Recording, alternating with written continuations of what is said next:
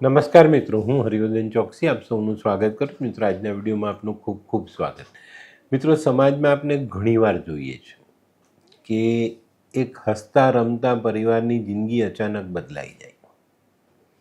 આપણે એને ઓળખતા હોઈએ કે ભાઈ બહુ વ્યવસ્થિત માણસ છે, સારો માણસ છે, એને કોઈ ખોટી આદત નથી, વ્યસન નથી, પણ એવા વ્યક્તિ પર એવો આરોપ લાગે કે આપણે બી કલ્પના ન કરી શકીએ, અથવા તો એ ઘણીવાર એવું કામ કરી પણ નાખે કે આપણે વિચારી જ ન શકીએ કે આ વ્યક્તિ આવું કામ કરે. એવું થાય. અચાનક જિંદગી બદલાય, અચાનક. અને આ જે અચાનક જિંદગી બદલાય ને એનું ગ્રહમાન જો તમે પહેલેથી જાણી લો તો ચોક્કસ તમે આ અચાનક બદલાતી જિંદગીની અસરમાંથી બચી શકો. પણ આપણે આવી વાત કોઈ કહેતું જ નથી. આજના જે અધકચરા જ્યોતિષ છે એ લોકો શું કહે? થઈ શકે, થવાની શક્યતા છે, ઘાત છે, આવું કંઈ થઈ શકે. પણ લાલ કિતાબ તમને સચોટ કહી દે કે ભાઈ આવું થશે, અને એની અસર આપણે જોઈ બી ચૂકેલા હોય ઘણીવાર. તો આ વસ્તુની શરૂઆત ક્યાંથી થાય, કેવી રીતે થાય, આપણા જીવનમાં આવી અચાનક ઘટનાઓ કઈ રીતે સામેલ થઈ શકે, એની જાણકારી તમે તમારી જન્મકુંડળી પરથી ચોક્કસ જોઈ શકો છો. મને પાસે ઘણા એવા કિસ્સાઓ આવે છે કે સાહેબ આ વસ્તુ મગજમાં બી નહોતી, વિચારેલી નહીં, સ્વપ્ન બી નથી જોયું અમે આવું, અને આ ઘટના ઘટી ગઈ. થઈ જાય. એ ગ્રહમાનની અસર છે ને. ગ્રહ ક્યારે બદલાયો? તમારી કુંડળીમાં છે ને નાનામાં નાની વાત લખેલી છે. કઈ ઉંમરે થઈ શકે છે, શું થઈ શકે છે, કેવી કેવી ઘટનાઓ જીવનને બદલી શકે છે. આનું બહુ સચોટ વર્ણન તમારી કુંડળીમાંથી તમે જાણી શકો. ઘણી વખત આપણે એક વ્યક્તિને જોઈએ છે, બિચારો સરસ મજાની જિંદગી જીવતો હોય ને અચાનક જિંદગી બદલાઈ જાય. અચાનક. કિતાબમાં લખી છે આ વાત. જેની કુંડળીમાં 12મા સ્થાનમાં બુધ બેઠેલો છે, તેમાં કિતાબે બહુ સરસ વાત લખી. नेकताए लंबी उम्र, खुश गुजरान, मगर किस्मत के फेर से रात की नींद उजाड़ने वाला, जिसे दुखिया देखकर आसमान भी रो देवे. લાંબી સારી જિંદગી બહુ સરસ રીતે ચાલતી હોય, નેકતાએ લંબી ઉંમર, ખુશ ગુજરાન, જીવનમાં બધી ખુશીઓ સામેલ હોય, મગર કિસ્મત કે ફેર છે, પણ કિસ્મત એનો જે ફરક આવે, 1 સેકન્ડનો ફરક આવે, 1 સેકન્ડનો, 1 સેકન્ડમાં એ ફરક આવે અને એ વ્યક્તિની જિંદગી બદલાઈ જાય. ને એ બદલાયેલી જિંદગી જોઈને ભગવાનને રડવું આવે.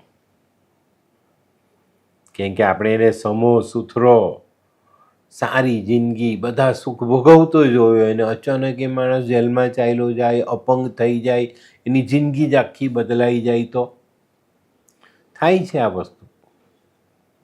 ઘણા બધાના જીવનમાં બનાવ બનવાની શક્યતાઓ હોય છે, અને ઘણાના જીવનમાં બની ચૂકેલા છે આ બનાવ. બની ગયા પછી તો એનું કોઈ બહુ મોટું નિવારણ આપણે કરી નથી શકતા.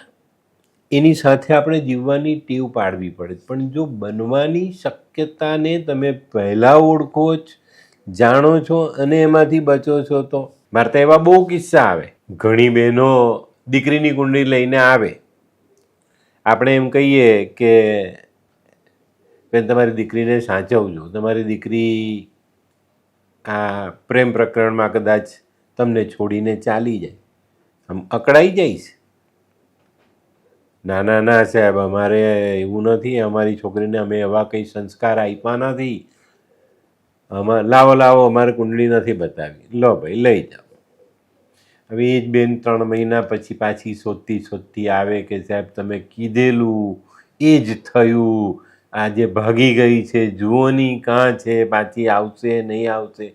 ક્યાંથી લાવીએ અમે શોધવા જઈએ, અમે પોલીસ ફરિયાદ કરવા જઈએ? ના, અમે તમને કીધેલું, તમે તકેદારી રાખી નહીં રાખી. હવે અમે શું કરીએ? તમે દીકરીને પૂછ્યું કે બેટા તને કશે પ્રેમ છે, શું છે, કેવું પાત્ર છે, તું શું વિચારે છે. ઘણા આવું એ કર્યા પછી એટલો બધો તાપ વધારી દે દીકરી પર કે પેલી બિચારી નહીં કરવાની હોય તો બી કરીને ચાલી જાય. તો આને સમજવાનું છે ને આપણે. તો આ વસ્તુની જાણકારી પણ તમારી કુંડળીમાં છે. મિત્રો આજે છે ને આપણે એક 12મા સ્થાનનો બુધ એને સમજીએ. 12મા સ્થાનનો બુધ અચાનક જિંદગીમાં બદલાવ લાવે છે અને બહુ જ મોટો બદલાવ લાવે છે. જ્યાં સુધી તમે એને સમજશો નહીં, જાણશો નહીં, ત્યાં સુધી તમે એમાંથી બહાર નહીં નીકળી શકો. આવા માણસનો અચાનક એક્સિડન્ટ થાય અને એક્સિડન્ટમાં આ વ્યક્તિનો પગ તૂટે. પગ તૂટ્યા પછી રિપેર ન થાય, એમાં ખામી રહી જાય, લંગડા ચાલવું પડે. 12મે બુધવાલાને આ વસ્તુ થાય. ક્યાંય વ્યક્તિ વગર કારણે કોઈ વાંક ગુનો નથી તો જેલમાં ચાલ્યો જાય, ગાંડાની હોસ્પિટલમાં ચાલ્યો જાય, કોઈ વાંક ગુનો નથી, કંઈ જ નથી, એને જેલ ભેગો કરી દેવામાં આવે. તો આ જે અચાનક બદલાતી ઘટના છે ને એને તમારે સમજવી પડે, તો જ તમે તમારા જીવનમાં આગળ વધી શકો. આવા વ્યક્તિને ઘણીવાર સ્ક્રિઝોફેનિયા થાય, સાથે કયો ગ્રહ બેઠેલો છે એની પર બહુ મોટી અસર છે, ભૂલવાની બીમારી, અલ્ઝાઇમર થાય. ને આવા ઘણા કિસ્સાઓ અમારી પાસે આવે છે, અમે એમાં ઘણા મદદરૂપ થઈએ છીએ. આવા 12મે બુધ હોય ને એવા માણસના મગજની નસો નબળી હોય. એ લોકોએ ભવિષ્યમાં મગજનું ઓપરેશન કરાવવું પડે, માથાનો દુખાવો સહન કરવો પડે, ચક્કર આવવા, વર્ટિગો, ઘણું બધું થઈ શકે છે. તો આ જે નસીબ બદલાય છે, બુધની ચાલ બદલાય ને એના પછી આવેલી અસર તમને જીવનમાં બરબાદ કરી જાય. એના કરતાં પહેલાં જો આપણે કુંડળી જોઈ અને 12મા સ્થાનના બુધના ઈલાજ કરી લઈએ તો જીવનમાં કોઈ તકલીફ આવતી જ નથી. સામાન્ય અસર આવશે કારણ કે ભગવાને લખ્યું છે કે ભાઈ આને 12મા બુધની અસરમાં લાવવાનો. અને સાથે એને આ લાલ કિતાબ જેવું શાસ્ત્ર બનાવીને તમને એક રસ્તો પણ આપી દીધો કે ભાઈ તમે બચી પણ શકો છો. પણ ત્યારે કઈ ઘટના ઘટે ઉપાય પછી? સૂડીનો ઘા સોયથી જાય. આંગળી કપાઈ જવાનો એની જગ્યા પર જરાક સોય વાગી જાય ને ટપકું લોહી નીકળી જાય. તો આ કેમ નથી કરવું આપણે? ને મિત્રો ઘણી વખત છે ને માથાની ઈજા જીવનને બરબાદ કરી જાય છે. ઘણા મોટા પ્રશ્ન આપણી સામે ઊભા થઈ જાય તો આની પર ધ્યાન આપણે અવશ્ય આપવું પડે. 12મે બુધ, સૂર્ય બુધ, ચંદ્ર બુધ, મંગળ બુધ આવી યુતિઓવાળા વ્યક્તિ પાગલપનનો શિકાર થાય છે અને ચોક્કસ રીતે એની પર આ અસર આવે છે. કારણ કે બુધ એ આપનું બ્રેઇન છે, મગજ છે, મંગળ લોહી છે, ચંદ્ર આપનું મન છે. તો બુધ સાથેનું જે કોમ્બિનેશન છે એ જો ખોરવાઈ જાય તો આપણે પાગલપનમાં પણ ભોગવવું પડે, માથાનો દુખાવો, સ્ક્રિઝોફેનિયા. ચંદ્ર બુધ હોય તો ડિપ્રેશન, અને ડિપ્રેશન પણ કેવું?